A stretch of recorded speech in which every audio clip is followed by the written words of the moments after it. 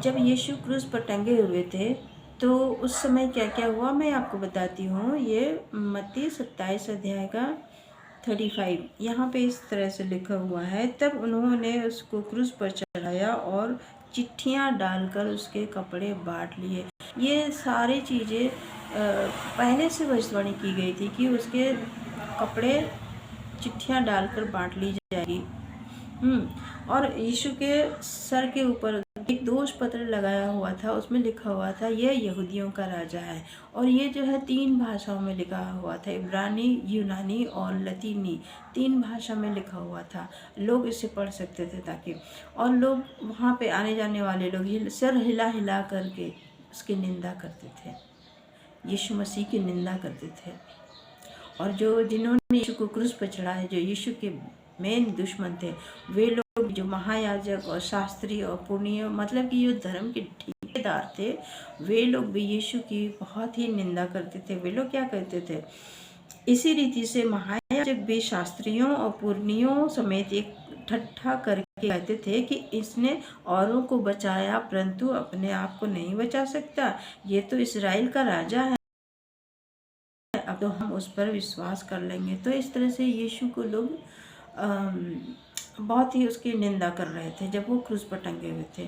दूसरी तरफ कुछ प्राकृतिक घटनाएं भी होती है, ये भी हम देखेंगे मत्ती 27 अध्याय का 45 से और आगे। इसमें लिखा हुआ है दोपहर से लेकर तीसरे पहर तक, मतलब दोपहर की जिसमें बड़ी धूप होती है ना, उस समय दोपहर से लेकर तीसरे पहर तक उस सारे देश में अंधेरा छाया रहा। ये प्राकृतिक घटना, अंधेरा छाया रहा। और तीसरे पहर के निकट यीशु ने बड़े शब्द से पुकार कर कहा, एली एली लमा शबक्तनी, अर्थात हे मेरे परमेश्वर, हे मेरे परमेश्वर, तूने मुझे क्यों छोड़ दिया। और फिर आगे देखते हैं, तब यीशु ने फिर बड़े शब्द से चिल्लाकर प्राण छोड़ दिए और देखो मंदिर का पर्दा ऊपर से नीचे तक फटकर 2 टुकड़े हो गया। किस मंदिर की बात हो रही है, वो यरूशलेम मंदिर की बात हो रही है, जिसको इस राजा सुलेमान ने बनवाया था। यरूशलेम मंदिर में एक जगह था, वो महापवित्र स्थान था। वहाँ पे भारी भरकम पर्दा लगा दिया गया था और इससे ये था कि कोई अंदर नहीं जा सकता था। हाँ, वहाँ पे एक जो था याजक जो वहाँ काम करते थे, याजकों में से जो एक महायाजक होता था, वो साल में सिर्फ एक बार अंदर जाते थे और धूप वगैरह जलाया करते थे, कुर्बानी के लहू चढ़ाने के लिए वहाँ पे जाते थे।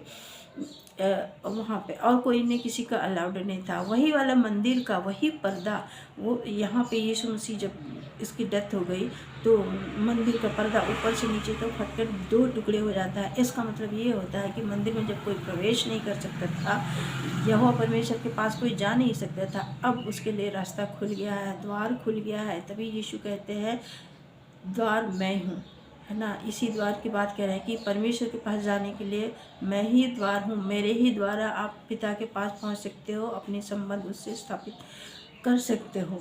तो यहाँ पे होता है मंदिर का पर्दा ऊपर से नीचे तक फट के 2 टुकड़े हो गए। ये अपने आप ऐसा हो गया, जैसे यीशु की डेथ हुई वहाँ पे ऐसा हो गया।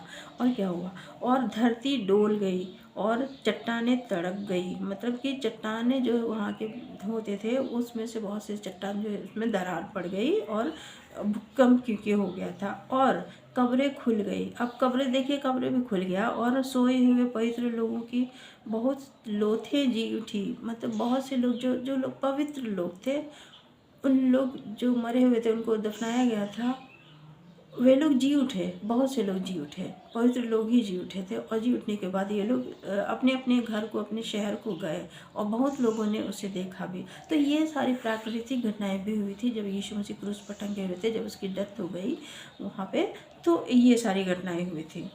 तब फिर क्या होता है, और उसके जी उठने के बाद, मतलब वे जो पवित्र लोग जी उठे थे, जी उठने के बाद वे कब्रों में से निकलकर पवित्र नगर को गए और बहुतों को दिखा दिया। तब सूबेदार और जो उसके साथ यीशु का पहरा दे रहे थे, भूइंडोल और जो कुछ हुआ था देखकर अत्यंत डर गए और कहा, सचमुच ये परमेश्वर का पुत्र था। तो यहाँ पे ये था कि प्राकृतिक घटनाएं भी हुई और लोग उसकी निंदा भी करते थे। ये था यीशु मसीह जब क्रूस पर टंगे हुए, तो ये सारी चीज़ें हुई थी। मिलते हैं अगले वीडियो में।